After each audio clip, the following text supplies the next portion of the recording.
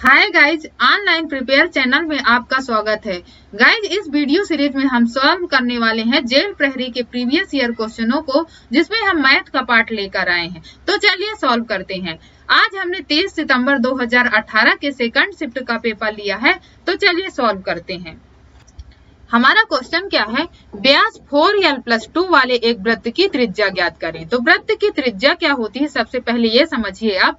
त्रिज्या को क्या बोलते हैं, रेडियस, और इसे r से प्रदर्शित करते हैं। यानी r बराबर क्या होती है, डायमीटर। डायमीटर यानी व्यास का क्या होती है, आधा। त्रिज्या जो होती है वो व्यास का आधा होती है, इसे क्या बोलते हैं, डायमीटर। यानी क्या बोलते हैं इसे हिंदी में, व्यास, और इसे क्या बोलते हैं हिंदी में, त्रिज्या। त्रिज्या और इंग्लिश में क्या बोलते हैं, रेडियस। तो यदि हम इसका व्यास देखना चाहें कि व्यास क्या होता है, तो व्यास हमारा क्या होता है, त्रिज्या का 2 गुना। तो इसी प्रकार त्रिज्या क्या हो गई, डायमीटर का आधा, यानी व्यास का आधा। तो हमें क्वेश्चन में क्या पूछा गया है, वृत्त की त्रिज्या निकालनी है, तो और हमें व्यास दिया गया है। तो व्यास कितना दिया गया है हमें, डायमीटर 4l+2। तो यदि हम इसका आधा कर दें इसके अनुसार, तो क्या मिल जाएगा हमें, वृत्त की त्रिज्या मिल जाएगी। तो कौन से ऑप्शन में है ये, फोर्थ ऑप्शन में, यही हमारा सही आंसर होगा। आई होप आपको समझ में आ गया होगा। चलते हैं अब नेक्स्ट क्वेश्चन में। हमारा सेकंड क्वेश्चन क्या है, ए की वर्तमान उम्र एवं 10 वर्ष पश्चात की उम्र का अनुपात कितना दिया गया है, 4:5। तो ए की वर्तमान उम्र हमें बतानी है। तो वर्तमान उम्र, ए की वर्तमान उम्र एवं 10 वर्ष पश्चात 10 वर्ष बाद की उम्र क्या दी गई है, इसका अनुपात हमें बताया गया है कितना है, 4:5। तो आप ये देखिए कि वर्तमान और 10 वर्ष बाद के बीच डिफरेंस कितने का आएगा, 10 का आएगा। और यहाँ पर डिफरेंस यानी अनुपात में कितने का आ रहा है, 1 का। यानी जो 1 है हमारा वो क्या है, 10 के बराबर है। तो हमें ज्ञात क्या करना है, ए की वर्तमान उम्र, तो वर्तमान उम्र का अनुपात हमें क्या दिया गया है, 4 दिया गया है। तो हम 4 का निकालेंगे, यानी 10 में हम 4 का मल्टीप्लाई कर देंगे, तो क्या आ जाएगा, 40 वर्ष। हमारा यही आंसर होगा। यदि आपको समझ में नहीं आया तो आप ऐसे समझिए इसे कि मान लो कि ए नाम का कोई व्यक्ति है, अभी क्या है वो 30 वर्ष का है, वर्तमान वो 30 वर्ष का है। तो आप उसे 10 वर्ष बाद कितने साल का होगा, तो आप क्या करते हो, इसमें 10 का ऐड ही तो करते हो, तो इसमें क्या आ जाता है, 40 वर्ष। तो यानी 30 और 40, यानी वर्तमान में यदि वो 30 वर्ष का है, तो 10 वर्ष बाद यदि वो 40 का होगा, तो 30 और 40 के बीच कितने का गैप आया उसे, 10 वर्ष का। यही हमारा क्या होता है, डिफरेंस होता है। आई होप आपको समझ में आ गया होगा। अब चलते हैं नेक्स्ट क्वेश्चन में। हमारा थर्ड क्वेश्चन क्या है, -95 में से +103 को घटाना है, सबट्रैक्ट करना है आपको। तो -95 आपने लिया, -103 लिया, तो आप इसे आपस में ऐड करेंगे, तो ऐड तो ये हो जाएंगे, पर हमारा साइन क्या रहेगा, माइनस का ही रहेगा। तो क्या आ जाएगा, 198, वो भी क्या, माइनस का। तो कौन से ऑप्शन में, ये थर्ड ऑप्शन में, यही हमारा आंसर होगा। अब चलते हैं नेक्स्ट क्वेश्चन में। यदि 20 पुरुष एक पुल का निर्माण 24 दिनों में कर सकते हैं, तो 32 पुरुष ऐसे 2 पुलों का निर्माण कितने दिनों में करेंगे। 20 पुरुष जो है वो एक पुल का निर्माण क्या करते हैं, 24 दिनों में करते हैं। तो 32 पुरुष ऐसे 2 पुलों का निर्माण कितने दिनों में करते हैं। तो सबसे पहले आपको निकालना पड़ेगा कि 32 पुरुष जो हैं वो एक पुल का निर्माण कितने दिनों में करेंगे। तो आप इसे सॉल्व करें, तो 20 पुरुष क्या करते हैं, 24 दिन में एक पुल का निर्माण कर पाते हैं। ऐसे ही इसी काम को क्या है, 32 पुरुष कितने दिनों में कर पाएंगे। तो इसे सॉल्व करें, 8 चौक 32, 8 त्रिक 24, और ये 4 पंचे 20। तो यहाँ पर क्या आ जाएगा, 15, जो क्या है, दिनों की संख्या है, यानी इसकी संख्या। तो ये क्या है, एक पुल का निर्माण वो 15 दिनों में कर पाएंगे। तो ऐसे ही हमें 2 पुलों का करना है, तो हम क्या करेंगे, 2 पुलों के लिए इसमें 2 का मल्टीप्लाई करेंगे, तो क्या आ जाएगा, 30 दिन। यानी एक पुल का निर्माण वो 15 दिन में करते हैं, तो 2 पुल का निर्माण वो क्या करेंगे, 30 दिन में करेंगे। यही हमारा आंसर होगा। अब चलते हैं नेक्स्ट क्वेश्चन में। 4 सेंटीमीटर भुजाओं वाले प्रत्येक 3 घन एक घनाभ से शुरू से अंत तक जुड़े हैं। परिणामी घनाभ का पृष्ठीय क्षेत्रफल और तीनों घनों का कुल पृष्ठीय क्षेत्रफल क्रमशः अनुपात में आपको बताना है। 4 सेंटीमीटर, मान लो कि एक घन है, घन बना लेते हैं हम, ये एक घन है। अब ऐसे ही 3 घन को मिलाकर क्या करना है, एक घनाभ बनाना है। तो 3 घन आप बनाओगे, 3 घन को मिलाकर एक घनाभ आपको बनाना है। तो चलिए बनाते हैं। ये एक घन हो गया। अब क्या करना है, एक अभी ये सेकंड घन बना रहे हैं हम।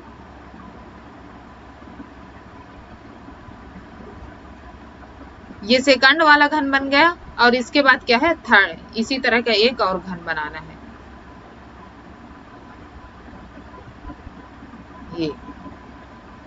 ये घनाभ मैंने बना दिया है। आप मान लो कि ये घन है, घनाभ बन गया 3 घन को मिलाकर। तो एक घन का क्या है, 4 सेंटीमीटर। ये जो घन है वो 4 सेंटीमीटर की भुजाओं वाला है ना। तो ये फर्स्ट वाला घन हो गया, सेकंड वाला, ये थर्ड वाला, ये थर्ड वाला। तो इसकी जो लंबाई, जो तीनों घन को मिलाकर ये घनाभ बन गया, तो इसकी लंबाई टोटल कितनी हो गई, 4 4 8 4 12, यानी 12 हो गई। अब क्या है चौड़ाई, तो चौड़ाई क्या रहेगी आपकी 4 सेंटीमीटर ही रहेगी। और क्या ऊंचाई क्या रहेगी आपकी 4 सेंटीमीटर, क्योंकि लंबाई सिर्फ बढ़ रही है। आप देखो जो है कि इसकी ऊंचाई भी वही रहेगी, यानी हाइट वही रहेगी, और इसकी क्या है चौड़ाई भी वही है। तो इसमें कोई चेंजेस नहीं आएगा। तो क्वेश्चन में पूछ क्या रहा है, परिणामी घनाभ का पृष्ठीय क्षेत्रफल और तीनों घनों का कुल पृष्ठीय क्षेत्रफल अनुपात में हमें पूछ रहा है। तो घनाभ का पृष्ठीय क्षेत्रफल का फार्मूला क्या होता है, 2 इंटू लंबाई इंटू चौड़ाई प्लस चौड़ाई इंटू ऊंचाई प्लस ऊंचाई इंटू लंबाई। ये हमारा पृष्ठीय क्षेत्रफल का फार्मूला हो गया किसके, घनाभ के। अनुपात में तीनों घनों का कुल पृष्ठीय क्षेत्रफल, तो एक घन का पृष्ठीय क्षेत्रफल कितना होता है, 6a²। और ऐसे ही हमारे पास कितने घन है, 3 घन है। तो इसमें क्या करेंगे, 3 का मल्टीप्लाई करेंगे। अब इसे सॉल्व करते हैं। 2 इंटू लंबाई हमारे पास कितनी है, 12 है, और चौड़ाई कितनी दी गई है, 4 प्लस चौड़ाई कितनी है, 4 प्लस 4 ऊंचाई प्लस 4 ऊंचाई हो गई, और लंबाई कितनी है 12। अनुपात में क्या है, 6a², यानी ए हमें कितना दिया गया है इसका, ये क्योंकि ये भुजा को ही ए बोलते हैं, तो कितना है 4 सेंटीमीटर का। तो आप क्या करोगे, 6 इंटू 4 इंटू 4, और 3 रहेगा क्योंकि हमें 3 घन दिए गए हैं। तो अब इसे सॉल्व करो आप। तो यदि इससे 4 कॉमन ले लो तो क्या हो जाएगा, 2 इंटू 4, और यहाँ पर क्या बचेगा, 12 प्लस 4 प्लस क्या बचेगा 12। अनुपात में ये क्या है, 6 इंटू 4 6 इंटू 4 इंटू 4 इंटू 3। अब जो कटे आप इसे कट कर दीजिए, यहीं पर 4 से 4 अभी कट रहा था, इसे कट कर दीजिए। इस 2 से ये कट रहा है, यानी ये 3 में जा रहा है। तो यहाँ पर क्या बचेगा, आप इसे प्लस करो तो क्या आ जाएगा, 12 12 24, और ये 4 मिलकर क्या हो गया 28। अनुपात में यहाँ पर क्या है, 3 इंटू 4 इंटू 3। आप इसे कट कर दीजिए क्योंकि ये 4 से कट रहा है, तो 4 7 28। यहाँ पर क्या आ जाएगा, अब यहाँ पर आपका सॉल्व हो गया है 7:9, यानी क्या आ रहा है 7:9। यही आपका आंसर होगा। तो देखिए आप कौन से ऑप्शन में आ रहा है, ये फर्स्ट ऑप्शन में आ रहा है, तो यही हमारा आंसर होगा। अब चलते हैं नेक्स्ट क्वेश्चन में। निम्नलिखित 4 संख्याओं में से 3 संख्याएं एक निश्चित रूप से समान है एवं इसलिए एक समूह बनाती हैं। निम्नलिखित में से वह कौन है जो उस समूह से संबंधित नहीं है। तो कौन कौन सी संख्याएं हमें दी गई है, 21, 35, 49 और 63। जो सारी संख्याएं दी गई हैं वो क्या है, 7 से कट रही हैं। यानी ये 7 के गई, 7 5 35, 7 7 49, 7 9 63। तो आपको क्या करना है कि ये देखिए सारी कट तो रही है 7 से, पर ये जो है वो क्या है 7 का स्क्वायर है, इसलिए हमारी ये संख्या इन 3 संख्याओं से अलग है। इनका किसी का स्क्वायर नहीं बन रहा किसी भी संख्या का, पर इसका 49 का बन रहा है, इसलिए हमारा ये 49 आंसर होगा। चलते हैं नेक्स्ट क्वेश्चन में। हमारा 7th क्वेश्चन क्या है, बाबू ने 2500 रुपए में एक अलमारी खरीदी और 3500 रुपए में बेच दिया। हानि अथवा लाभ प्रतिशत ज्ञात करें।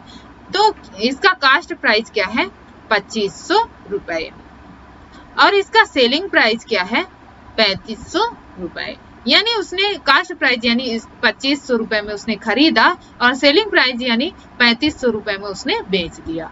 तो उसने लाभ कितने का प्राप्त किया? 2500 रुपए में खरीदा था और 3500 रुपए में बेचा, यानी उसे 1000 रुपए का लाभ प्राप्त हुआ।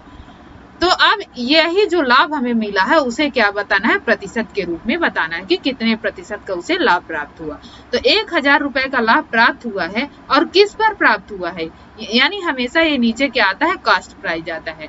तो किस पर प्राप्त हुआ है? ये 2500 रुपए पर प्राप्त हुआ है। यानी उसने 2500 रुपए में खरीदा था, तभी तो उसे 1000 का लाभ प्राप्त हुआ जब उसने 3500 रुपए में बेच दिया। अब हमें क्योंकि प्रतिशत निकालना है तो हम क्या करेंगे? मल्टीप्लाई में 100 करेंगे। अब इसे आप सॉल्व करें तो आपको आंसर मिल जाएगा। इसे आप सॉल्व करेंगे तो क्या होगा? ये 2500 को 100 यानी 40% का उसे क्या लाभ प्राप्त हुआ? ये प्रॉफिट प्राप्त हुई। तो कौन सा ऑप्शन सही है आपका? 40%, ये फोर्थ वाला। चलते हैं नेक्स्ट क्वेश्चन में। यदि जॉन की बिल्ली एक सप्ताह में 1106 ग्राम भोजन खाती है तो एक दिन में वह कितना भोजन खाती है? एक सप्ताह में कितने दिन होते हैं? 7 दिन होते हैं। तो 1106 ग्राम वो खाती है, कितने? 7 दिन में खाती है। तो एक दिन में वह कितना खाएगी? तो 1106 में हम जो सप्ताह में खा रही 7 दिन में, तो उससे भाग दे देंगे तो क्या आ जाएगी? हमारा एक दिन के वैल्यू प्राप्त हो जाएगी। तो आप इसे सॉल्व करें तो क्या आ जाएगा? 6 कम 7, 4 बचा तो क्या? 7 पन्ना 35, 5 बचा तो 7 अठे 56, यानी 158 ग्राम। यही आपका आंसर होगा। यानी वो 7 दिन में 1106 ग्राम खाती है तो एक दिन में वो 158 ग्राम खाएगी। तो हमारा कौन सा ऑप्शन सही है? ये फोर्थ वाला। अब चलते हैं नेक्स्ट क्वेश्चन में। वह सबसे छोटी वर्ग संख्या ज्ञात करें जो 6, 7 एवं 15 प्रत्येक से विभाज्य है। तो 6, 7 एवं 15 जो संख्याएं हमें दी गई हैं, तो इसका क्या ज्ञात करना है? आपको ऐसी संख्या बताना है जो इन तीनों संख्याएं से विभाजित हो जाए। तो ऐसी आप संख्या चूज करो। मान लो कि जो संख्या 6, 7 एवं 15 से विभाजित होगी वो इसके वर्ग से विभाजित होगी। आप इसे कैसे समझोगे कि मान लो कि आप कोई संख्या लिए कि जैसे 3 लिए और इसे आप क्या, ये 3 किससे विभाजित होगा? 3 से होगा। 3 से होगा तो यानी पूरा पूरा ये विभाजित होके 1 आ जाएगा। इसके बाद आप क्या करोगे? ये जो हमने 3 संख्या लिया था इसका यदि हम वर्ग कर दें, इसका यदि वर्ग करते हैं तो कितना आएगा? 9 आएगा। तो 9 को आप 3 से विभाजित करो तो क्या आएगा? 3 पूरा पूरा विभाजित होके चला जाएगा ये, यानी पूरा पूरा सॉल्व हो जाता है।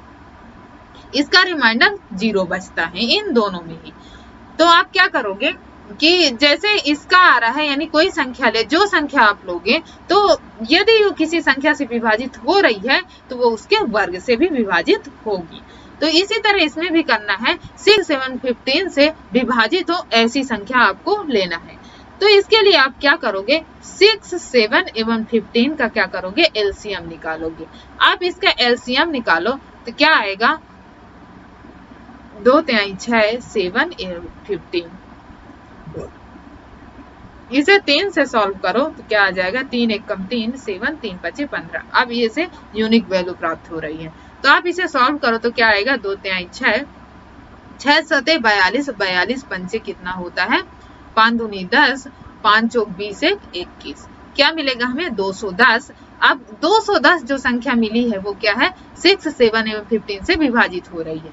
पर हमें यहाँ पूछा क्या गया है कि वर्ग संख्या, यानी इसका वर्ग चाहिए। तो आप इसका 210 का वर्ग करो तो क्या मिल जाएगा? 21 का वर्ग क्या होता है? 441। 0 का वर्ग करोगे तो क्या आ जाएगा? 00 आ जाएगा। बस हमारा यही आंसर होगा। वर्ग निकालने की विधि आपको यदि देखना है ट्रिक के माध्यम से तो आप चैनल के प्लेलिस्ट में जाकर देख सकते हैं।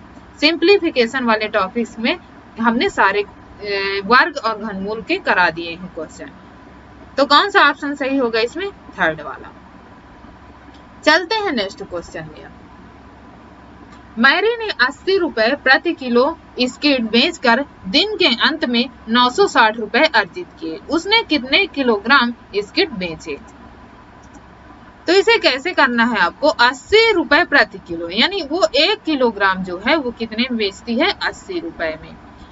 और 960 रुपए वो क्या है दिन में अर्जित करती है। तो उसने कितने किलोग्राम बेचा होगा, तो आप कितना 960 रुपए वो टोटल अर्जित करती है और 80 रुपए 1 किलोग्राम का लेती है। तो आप इसे सॉल्व करो तो आपको मिल जाएगा आंसर।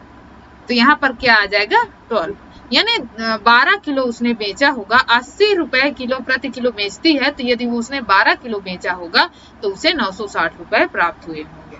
तो ये हमारा सेकंड वाला आंसर सही होगा। चलते हैं नेक्स्ट क्वेश्चन में। निम्नलिखित में से कौन सा समीकरण बिंदु -4 एवं 8 से संतुष्ट नहीं है।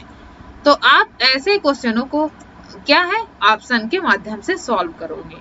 इन्हें ऑप्शन से ही आप करेंगे। क्या है, हमें x की वैल्यू क्या दी गई है -4, ये x की वैल्यू है, और 8 क्या है y की वैल्यू है। तो आप सारे ऑप्शन में ये x और y की वैल्यू रखकर इसे सेटिस्फाइड कराओगे। ये जो वैल्यू सेटिस्फाइड है तो वो हमारा आंसर नहीं होगा, क्योंकि अभी हमसे पूछा गया है कि सेटिस्फाइड नहीं होना चाहिए, यानी संतुष्ट नहीं होना चाहिए। LHS है, RHS के बराबर नहीं होना चाहिए। तो आप क्या करोगे, जब हमें ऑप्शन से वैल्यू प्राप्त करनी होती है तो हम डायरेक्ट फर्स्ट ऑप्शन से चेक नहीं करेंगे। हम क्या करते हैं, थर्ड और फोर्थ ऑप्शन को पहले चेक करेंगे। जब इसमें हमें नहीं मिलता आंसर तब हम फिर क्या करते हैं, फर्स्ट और सेकंड को सॉल्व करते हैं। तो सबसे पहले हम क्या लेंगे, थर्ड ऑप्शन को लेते हैं। x प्लस क्या है 2y इक्वल टू क्या है 12। अब x की वैल्यू क्या है, हमारे पास 4 है, और प्लस में 2 इंटू y में क्या है 8 और इक्वल टू 12। तो आप इसे सॉल्व करो, -4 प्लस ये 8 दूना 16। तो हमें यहाँ पर क्या मिल रहा है, अभी 12 इक्वल टू 12 मिल रहा है, यानी ये वैल्यू सेटिस्फाइड हो रही है। तो अभी हमें क्या चाहिए, सेटिस्फाइड नहीं होना चाहिए, यानी संतुष्ट नहीं होना चाहिए। जो LHS है वो RHS के बराबर नहीं आना चाहिए। तो हमारा ये ऑप्शन अभी नहीं है। तो हम इसके बाद क्या करेंगे, फोर्थ ऑप्शन को चेक करेंगे। तो फोर्थ ऑप्शन में हमारा क्या है 3x minus Y equal to क्या है 20। 3x की वैल्यू हमारे पास कितनी है -4, और माइनस में क्या है 8 और इक्वल टू में क्या है 20। तो इसे सॉल्व करें तो क्या है 3 और 4 का मल्टीप्लाई करोगे तो क्या आएगा, माइनस का 12 और माइनस का 8, इधर क्या है 20। तो इधर यदि आप प्लस करो, माइनस माइनस आपस में प्लस तो होंगे, पर क्या है इसका साइन जो है तो वो माइनस का आएगा। तो 12 और 8 क्या हो जाएगा, यहाँ पर 20 आ जाएगा, और इधर ये 20। तो आप देखिए इधर माइनस का साइन आ रहा है, इधर नहीं आ रहा, मतलब ये जो है वो LHS बराबर RHS के नहीं है। तो हमारा ऑप्शन कौन सा सही होगा, फोर्थ वाला। आपको जब ऑप्शन से वैल्यू फाइंड करनी होती है तो सबसे पहले आप क्या करोगे, थर्ड और फोर्थ ऑप्शन को ही चेक करोगे, इसके बाद सेकंड और इसके बाद फिर फर्स्ट में जाओगे। आई होप आपको समझ में आ गया होगा। चलते हैं अब नेक्स्ट क्वेश्चन में। निम्नलिखित में से कौन सी संख्या सबसे छोटी है। तो इसे आप तो सॉल्व करने की जरूरत नहीं है, आप देखकर ही इसे बता सकते हो। तो ये क्या है 5 और इधर 7 हो गया, तो ये तो बड़ी वैल्यू है, हमें छोटी बतानी है। इसके बाद क्या है 553, 554, 5575। तो सब इधर से ही आप देख सकते हैं कि क्या है 55347, ये क्या है, ये सबसे छोटी वैल्यू है। अब चलते हैं नेक्स्ट क्वेश्चन में। एक मेज 2000 रुपए में खरीदा गया और 1800 रुपए में बेच दिया गया। हानि प्रतिशत में आपको बतानी है।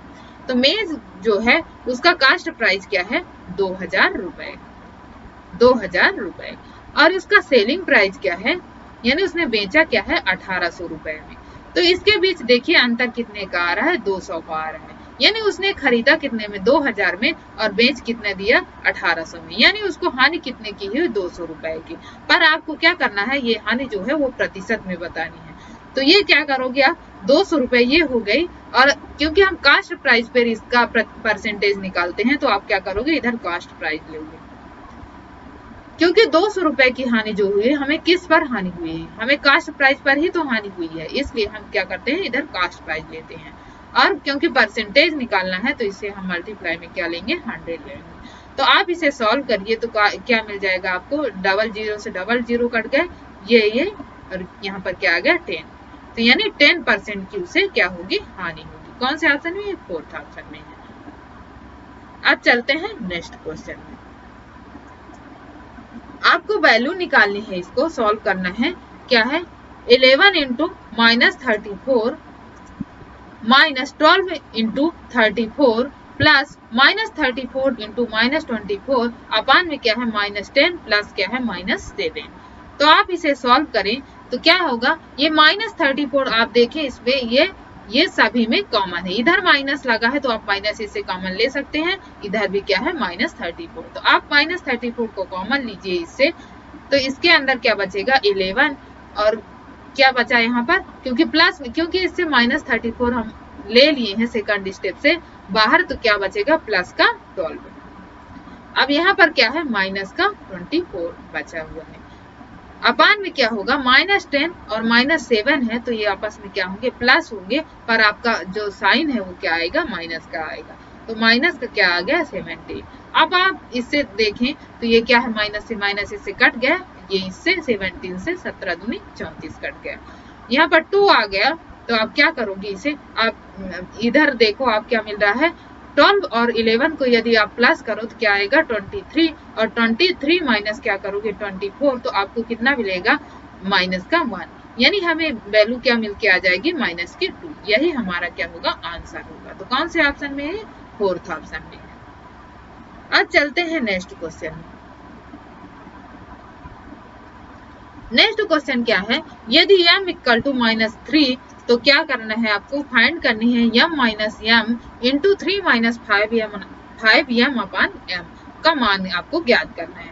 तो m इक्वल टू -3 हमें दिया गया है तो इसमें हम क्या करेंगे पुट करेंगे, तो -m के वैल्यू में हमने -3 लिया तो ये -3 हो गया। अब -3 क्योंकि दिया हुआ है हमें और यहाँ पर भी माइनस, तो माइनस माइनस क्या हो जाएगा प्लस का हो जाएगा, प्लस क्या हो गया 3 और इसके यानी ब्रैकेट के अंदर क्या है 3 माइनस 5 और माइनस में क्या हो जाएगा ये माइनस का 3। अब ये ब्रैकेट अपान में क्या है m है तो m की वैल्यू क्या है -3। इसे सॉल्व करें आप, -3 प्लस 3 और 3 ये माइनस माइनस क्या हो जाएंगे मल्टीप्लाई होके प्लस होंगे और क्या 5 और 3 मल्टीप्लाई होंगे तो क्या हो जाएगा 15 अपान में क्या है -3। अब इसे सॉल्व करें आगे तो क्या है -3 प्लस 3 इंटू क्या है ये 15 है और ये क्या है 3 तो क्या है 18 अपान क्या है -3। इसे सॉल्व करें तो क्या आ जाएगा -3 प्लस में 18 3 54, ये अपान में क्या है -3। तो इसे सॉल्व करें तो यहाँ पर क्या आ जाएगा ये 51 अपान -3। अब इसे आप कट करें तो क्या आ जाएगा माइनस का 17, क्योंकि ये इधर माइनस का साइन भी है, तो यही हमारा क्या होगा आंसर होगा। तो कौन से ऑप्शन में, सेकंड ऑप्शन। अब चलते हैं नेक्स्ट क्वेश्चन में। सॉल्व करना है आपको, ये वैल्यू दी गई है 2 की पावर 3 और 3 की पावर 3 और इसकी होल पावर क्या दी गई है 2 इंटू में 9 और इंटू में 4। तो आप क्या करोगे 2 आप इसके पहले आप ऑप्शन में चेक करो कि जो हमें ऑप्शन का जो वैल्यू दी गई है इसका आधार क्या मिल रहा है 6, यानी जो ये सारी वैल्यू दी गई है इसे आप 6 के रूप में कन्वर्ट करोगे। तो जब 6 के रूप में कन्वर्ट करोगे तो इधर क्या लोगे, यदि इसका 6 बनाओगे तो क्या है 2 इंटू 3 तो 6, और क्योंकि ये सेम है यानी इसका ये सेम है इसके घात में तो क्या करोगे ये 3 आपने ले लिया और इसकी होल पावर क्या है इसका 2 है और इंटू में क्या है 9 और 4 है। तो क्योंकि हमें 6 चाहिए, ये तीनों पार्ट जो है इनको क्या बनाना है 6 बनाना है। तो आप पहले 9 को क्या करो 3 इंटू 3 ले लो और 4 को क्या करो 2 इंटू 2 ले लो। आप क्या करना है क्योंकि हमें 6 चाहिए तो 6 इंटू 3 आप ये 2 ले लिए, अब क्या करना है 3 ले लो एक 2 ले लो तो क्या हो जाएगा ये 6 हो जाएगा और 3 और 2 ये है तो क्या हो जाएगा ये 6 हो जाएगा। इसकी पावर क्या है 1 तो इसकी पावर कितनी हो जाएगी क्योंकि ये इसका मल्टीप्लाई आपस में होगा तो क्या हो जाएगा 3 दूना 6 तो 6 की पावर 6 हो जाएगी इंटू 6 की पावर 1 इंटू 6 की पावर 1। तो क्योंकि आधार इसके सेम हो गए तो आधार आप 1 ले लिए और ये आपस में वैल्यू जो घात की होंगी तो ये आपस में जुड़ जाएंगी तो 6 7 और 8 तो क्या हो जाएगा 6 की पावर 8। तो कौन से ऑप्शन में, थर्ड ऑप्शन। आई होप आपको समझ में आ गया होगा। आपको करना क्या है कि इसका पहले ऑप्शन आप देखेंगे कि इसमें किस में पूछ रहा है, यानी ये 6 के पावर के रूप में पूछ रहा है, तो आप क्या करोगे, सारों को 6 की पावर बनाओगे। तो 6 की पावर बनाने के लिए, क्योंकि जब 2 और 3 का आप मल्टीप्लाई करोगे तभी आपको 6 मिलेगा, क्योंकि ये घात है, इसकी जो पावर है वो सेम है, इसलिए ये सेम ले लिए, 3 ले लिए। और इसकी होल पावर क्या है, 2 है, तो ये हमने 2 ले लिया। और 9 को क्या करा, 3 into 3 लिख सकते हैं 9 को, तो हमने 3 into 3 ले लिया। और इसको 4 को क्या ले लिया, 2 into 2। अब हमें 6 बनाना है, क्योंकि तो क्या करोगे आप, इसका 3 और ये 2 ये आपस में मल्टीप्लाई हो जाएंगे, क्योंकि ये होल पावर में है, तो 6 की पावर 6 बन जाएगा। और मल्टीप्लाई में क्या है, 6 की पावर 1 और 6 की पावर 1 ये है। तो आप क्या करोगे, अब क्योंकि इसको आधार सेम मिल गए, तो आधार क्या ले लिया आपने, 1 ले लिया, और पावर इसकी आपस में प्लस हो जाएंगे, तो 6, 7 और 8 हो जाएंगे। तो 6 की पावर 8 आपको ये सही आंसर मिल जाएगा। चलते हैं नेक्स्ट क्वेश्चन में। सॉल्व करना है आपको 18 मल्टीप्लाई में 45 की होल पावर क्या है, 3 है। इसका सॉल्व करने के लिए यदि आप इसे सॉल्व करते हैं तो इसकी वैल्यू आप ऑप्शन से भी चेक कर सकते हैं कि कितनी बड़ी वैल्यू आ रही है, तो आपको टाइम लग सकता है। तो इसके लिए आप सबसे पहले क्या करो कि इसका इकाई अंक देखो, क्योंकि जो भी इकाई अंक सॉल्व होके आएगा तो वो इकाई अंक में होगा ही होगा। तो क्या करेंगे हम, 8 और 5 है, 8 और 5 लिया इसका इकाई का अंक, तो क्या सॉल्व होके आएगा, ये 40 आ गया। तो इसके इकाई अंक में कितना आ रहा है, क्योंकि 0 आ रहा है, तो यदि हम इसकी होल पावर 3 करेंगे तो कितना आ जाएगा, 0 0 0, यानी 3 0 मिल जाएंगे। अब आप ऑप्शन में चेक करो कि 3 0 किसमें है, इसमें 1 0 है तो ये तो होगा नहीं, ये भी नहीं होगा, क्योंकि इसमें 3 0 है, तो ये हमारा सही ऑप्शन होगा। इसमें भी क्या है, 2 0 है, तो ये भी नहीं होगा। आई होप आप समझ गए होंगे। अब चलते हैं नेक्स्ट क्वेश्चन में। नेक्स्ट क्वेश्चन क्या है, 9/12 इनके मध्य निहित है, यानी आपको ये संख्या बतानी है मध्य में क्या आना चाहिए, 9/12।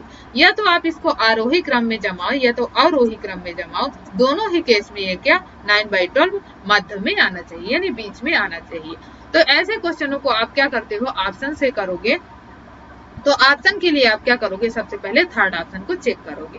तो थर्ड ऑप्शन हमारा क्या है, 8/9, और क्योंकि हमें मध्य में 9/12 लेना है तो आप 9/12 ले लो और इसके बाद 5/7। पर अभी हमें पता नहीं है कि कौन सी वैल्यू पहले आएगी, कौन सी वैल्यू बाद में आएगी, या कि हमारा ऑप्शन ये सही होगा कि नहीं होगा। इसके लिए आपको या तो आरोही क्रम में जमाना होगा या तो अवरोही क्रम में, दोनों ही केस में क्या है, ये बीच की वैल्यू 9/12 आनी चाहिए। तो सबसे पहले इसको आरोही अवरोही क्रम में जमाने के लिए मैंने इसका निकालने की ट्रिक मैंने बता के रखी है, सिंप्लीफिकेशन के, आप प्लेलिस्ट में जा सकते हैं और देख सकते हैं। तो इसे सॉल्व करें। सबसे पहले क्या करते हैं, ऐसे क्वेश्चनों में हम बीच के इनका डिफरेंस चेक करते हैं। डिफरेंस हमारा कितना है, यहाँ पर 1 का मिल रहा है, यहाँ पर कितने का मिल रहा है, 3 का मिल रहा है, और यहाँ पर कितने का मिल रहा है, 2 का मिल रहा है। अब 1, 3 और 2 हमें मिल गया है इसका डिफरेंस। तो आपको क्या करना है, जो हमें डिफरेंस मिल गया है उसे क्या करेंगे, हम इसके बटे में ले लेंगे। इसका बटे में क्या आ जाएगा, 1, और इसके बटे में क्या आ जाएगा, 3। इसको हटाकर हमें जो डिफरेंस आया है वही ले लेना है, 5/2। अब जो हमें ये मिला है 132, इसका क्या करोगे, आप एलसीएम लोगे। आप एलसीएम जब इसका लोगे तो क्या एलसीएम इसका मिलेगा, 1, 3 और 2 का 6 मिलेगा। तो जो एलसीएम में मिलकर आया तो आप क्या करोगे, यहाँ पर मल्टीप्लाई में क्या कर दोगे, 6 कर दोगे। यहाँ पर 6 करें और यहाँ पर 6 करें, जो कटे कट कर दो, 3 दूना 6 और क्या है, 2 3 6। अब इसे सॉल्व करो तो क्या है, 48, 48 आ गया, और 9 का 2 के साथ करोगे तो क्या आ जाएगा, 18, और इसका 5 और 3 का क्या करोगे तो क्या आ जाएगा, 15। तो यहाँ पर 48, यानी ये जो है सबसे बड़ी वैल्यू आ गई, सबसे बड़ी वैल्यू, और फिर उससे छोटी, और फिर उससे छोटी, यानी हमारे जो ये वैल्यू आ रही बीच की 9/12, तो यानी वो बीच में ही आएगी, चाहे आप इसको, यानी ये अभी क्या है, अवरोही क्रम में है, अवरोही क्रम में, अवरोही में है। इसे यदि आरोही क्रम में भी जमाओगे तो ये वैल्यू क्या आएगी, अवरोही यानी घटते हुए क्रम, आरोही यानी बढ़ते क्रम। बढ़ते क्रम में जाओगे तो सबसे छोटी वैल्यू पहले आएगी, इसके बाद उससे बड़ी, उसके बाद उससे बड़ी, यानी ये जो वैल्यू आ रही है तो वो क्या है, वो बीच में ही आ रही है। तो हमारा सही ऑप्शन क्या हो जाएगा, थर्ड ऑप्शन। यदि हमें थर्ड ऑप्शन में ये मिल गया तो हमें इसके आगे चेक करने की कोई आवश्यकता नहीं है। यदि ये नहीं मिलता आपको तो आप फोर्थ चेक करोगे, इसके बाद सेकंड, इसके बाद क्या करोगे, फर्स्ट ऑप्शन चेक करोगे। तो आई होप आपको समझ में आ गया होगा। चलते हैं नेक्स्ट क्वेश्चन में। एक वर्गाकार प्लाट का क्षेत्रफल क्या है? 64 मीटर स्क्वायर है। प्लाट की परिधि ज्ञात करें। तो इसके लिए आपको क्या करना, मान लो एक क्या है, ये वर्गाकार ये प्लाट है, तो वर्ग की क्या होती है, सभी भुजाएं आपस में क्या होती है, बराबर होती हैं, यानी ए हमने मान लिया। तो वर्ग का क्षेत्रफल का फार्मूला क्या होता है, ए स्क्वायर, और इसकी वैल्यू हमें दी गई है, क्या दी गई है, 64। तो आप क्या करोगे, इसे इक्वल टू में ले लोगे। अब ए की वैल्यू हमें चाहिए, तो क्या गया, इधर वर्ग है तो इधर आएगा तो क्या है, वर्गमूल बन जाएगा। अभी ए की वैल्यू 64 किसका वर्गमूल होता है, 8 का होता है, तो हमें ए की वैल्यू कितनी प्राप्त हो गई, 8। तो आप 8 प्राप्त हो गई है। अभी हम ज्ञात करना है प्लाट की परिधि। परिधि ज्ञात करने के लिए आप क्या करोगे कि जो ये सारी भुजाएं हैं इन्हें आपस में क्या कर देते हैं, प्लस कर देते हैं। इसका फार्मूला क्या होता है, 4। तो आप इसे ऐसे भी समझ सकते हो कि एक बिंदु से आप यहाँ से ले लिए और इधर से चक्कर, ये पूरा चक्कर काटे आप, यहाँ फिर वापस आ गए, तो ए आपको प्लस होके क्या मिल जाएगी, 4a। तो 4a में क्या करोगे, ए की वैल्यू आपको पता है तो आप इसे पुट करो, तो क्या मिल जाएगा, 32। यही आपका आंसर होगा। ये क्या है, परिधि है। परिधि का ये फार्मूला भी होता है। वर्ग की परिधि बराबर क्या होती है, 4। तो कौन से ऑप्शन में है ये, 32 मीटर यानी सेकंड ऑप्शन में। चलते हैं अब नेक्स्ट क्वेश्चन। तो हमारा लास्ट क्वेश्चन क्या है, x/2 + y/5 = 12, 4x/3 - y/3 = 19। तब x एवं y के मान ज्ञात करना है आपको। तो इसके मान आप x और y के विलोपन विधि से भी आप निकाल सकते हो, पर इसके लिए आपको सबसे पहले इसे समीकरण बनाना पड़ेगा और इसके बाद फिर विलोपन विधि लगाकर x एवं y के मान ज्ञात करने पड़ेंगे। तो इससे अच्छा है कि आप इसे ऑप्शन से चेक कर लें। ऑप्शन में चेक करने के लिए मैंने आपको क्या बताया कि सबसे पहले आप क्या करोगे, थर्ड ऑप्शन को चेक करोगे। तो थर्ड ऑप्शन को आप चेक करो तो क्या है, x की वैल्यू क्या है, 18, y की वैल्यू क्या है, 15। तो जो ये x की वैल्यू है और y की वैल्यू है, तो आप क्या करोगे, समीकरण 1 में रखो, यानी ये जो समीकरण दिया गया है पहले 1 में रखो और फिर क्या करो, दूसरे में रखो। तो ये दोनों में ही ये वैल्यू सेटिस्फाइड होना चाहिए। यदि यानी यहाँ पर क्या है, 12 है तो यहाँ भी क्या आना चाहिए, 12 आना चाहिए। यहाँ पर 19 है तो यहाँ पर भी 19 आना चाहिए। तो x/2 करोगे तो x की वैल्यू क्या है, 18/2, क्योंकि अभी फर्स्ट वाले में कर रहे हैं तो क्या करोगे, फिर प्लस y की वैल्यू क्या है, 15/5 = क्या है, 12। तो इसे सॉल्व करो तो क्या आएगा, 9 आएगा, इधर क्या आएगा, 3। तो 9 और 3 कितना आ गया, 12/12, यानी इसमें ये सेटिस्फाई हो गई है।